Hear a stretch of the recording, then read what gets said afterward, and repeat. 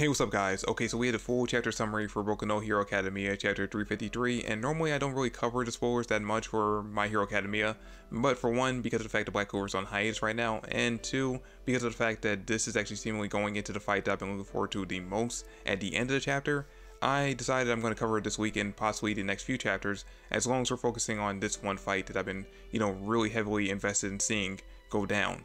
Okay, so jumping into the spoilers, and this is actually courtesy of Rukasu, who I believe has actually been giving us spoilers for not only My Hero Academia, but One Piece, JJK, and also a few Black Clover spoilers over the past few months. Okay, so getting into the chapter summary, the title is going to be Endeavor, which is great because Endeavor is the character, him and his team are the characters that I've actually been looking forward to seeing the most in their fight against All For One. That is a fight that I've been most heavily invested in this entire war arc. Anyway, the chapter begins with Burnin reporting on her communicator that Dabi has been detained. Upon receiving this news, all the heroes on Kamino celebrate and praise Shoto for being able to defeat the Blue Flames. They understand that they need to be up to the task and defeat the Nomu that's still standing, so they all continue attacking. And these heroes comment that they are currently in one of the luckiest blocks because they were not sent to the same place as Kunita, Gashly, or other dangerous escapees from Tartarus. Okay, so if I'm being perfectly honest, I don't remember who either of these characters are, Kunita or Gashly. I'm thinking Gashly might be that Teeth guy though. I'm thinking he might be that Teeth guy that we saw during the training forest arc, but I'm not 100% sure on that. All Might is watching the battle in the broadcasting room, almost in tears. He says that even with Deku being sent to the wrong place, the tide is still in their favor, and announces to all battlefields that Shoto Todoroki has defeated Dabi. Alright, so this is actually kind of interesting. We're getting to see All Might again, which I think is the first time since the beginning of this war arc started. And, a lot of fans still bring up the fact that they think that he's going to end up dying because of Night Eye's prediction. I kind of feel like we moved past that at this point, but I also felt the same way about the whole UA Trader thing, and that ended up coming back full circle, so maybe All Might will end up dying at some point in this arc, although I still kind of feel like we kind of moved past the need for that to happen. We then see a new location, the ruins of the Jaku Hospital, where Gigantomachia is imprisoned. I honestly forgot they had still captured Gigantomachia. It is there where Ishido, Mineta, Kodai, Yanagi, and Hononuki are, and they are happy with the news. Mountain Lady is also there and stomps on some villains while saying that she was worried about Shoto, but that in the end he showed what he's capable of. The villains didn't expect the heroes to intercept their strategy and suddenly appear there, and it's at this moment we see the Liberation Front member who killed Midnight. He says that although their plan has been foiled, the heroes are just wasting human resources for nothing. This is a time for the liberation, and those who try to interfere will be trampled on, just like that UA teacher. Right after he says this, Ishido turns her gaze and Kirishima appears at her side. He apologizes for the delay and says that the evacuation has been successfully completed, and now it's time for them to protect this spot with everything they got, just like Todoroki did. Okay, so I like the fact for one, we're getting Kirishima and Ishido working together. I love those two characters together, and I'm actually really looking forward to seeing exactly what Kirishima can do, because Kirishima has become, after his big fight during the Rescue Area arc, one of my top favorite characters from Class 1A, and I'm actually really looking forward to seeing how much he's developed, especially since it's pretty much the end of the series. This is going to be his last moment to shine, so I'm really looking forward to seeing what he has gained, since he's kind of like the fourth big character of the series. And then I'm glad we're kind of bringing up the whole topic of Midnight's death, because of the fact that I really was not a fan of the way that Horikoshi killed her off. I mean, I knew during that big war arc that someone would end up dying, but the way he killed her was kind of like the way you would treat a non-named, side character.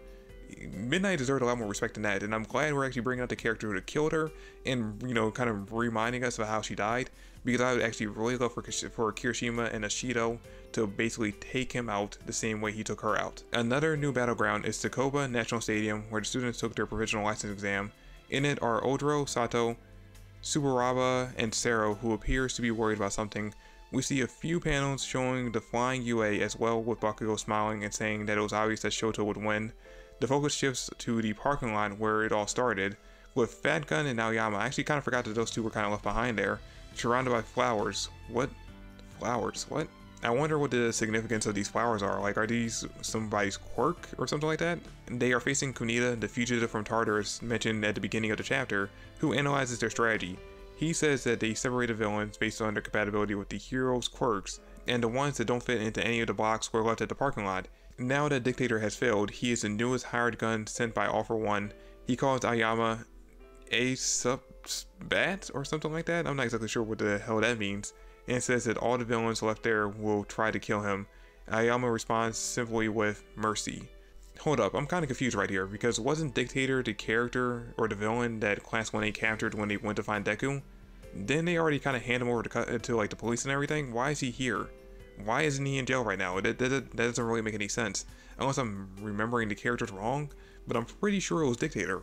The location changes again, this time to the front of the central hospital. Mike shouts that Shoto has defeated Dabi while Shoji is trying to dodge a giant Spinner's attack. So Spinner grows to like giant size, so he becomes like Mountain Lady or something like that in this chapter.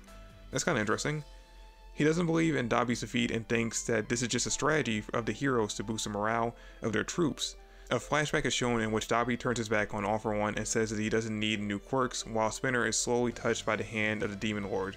He says that Dabi is strong and has a purpose in life, very different from himself. Spinner is commanding all the mutant soldiers from the Liberation Front and says that for their and Shigaraki's sake, they will destroy the status quo completely. Meanwhile, Shoji thinks to himself that he is proud to be of the same class as Todoroki. Cut back to Kamino, where Shoto tells Ida that he overdid it and apologizes, but Ida says that he has nothing to apologize for. Dabi wonders why he's still alive after all this, and then a luminous spear appears on his chest. I'm guessing that the luminous spear they're talking about right here in the summary is going to be the capture device to kind of like contain him so they can't use his quirk anymore or try to attack them.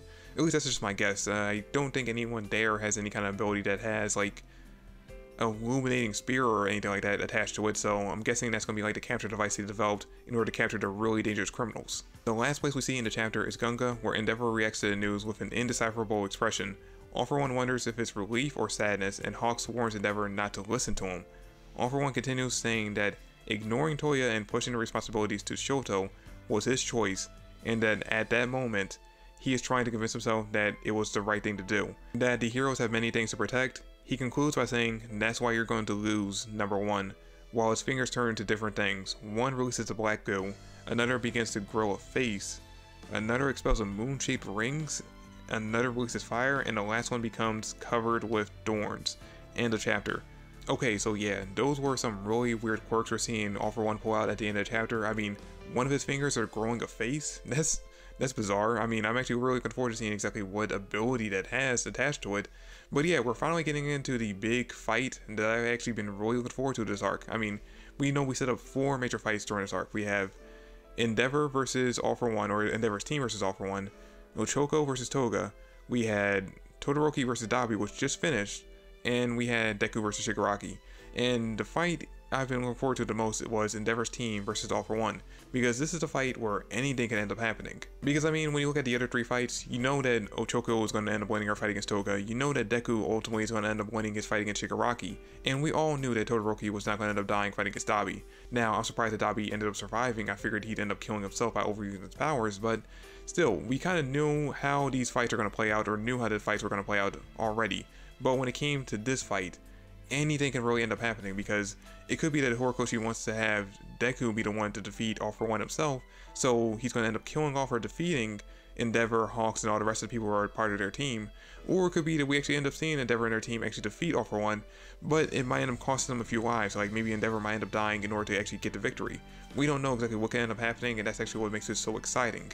But anyway guys, that is it for this week's video. Now that we're actually getting into the fight that I've been most hyped for, I'm going to continue covering it for the next few chapters as long as we're dealing with this fight. And maybe once Black Clover comes back off hiatus, I might, if you guys really enjoy these leak videos I'm doing for this series, I might throw it into the rotation and, you know, kind of cover videos of that as well. Maybe throw it into my live streams as well. But that's it for the video guys. Thanks for watching and hope you all enjoyed it. If you did, please give me a like, subscribe to the channel, I'd greatly appreciate that. And I'll catch you guys all in the next video. Peace.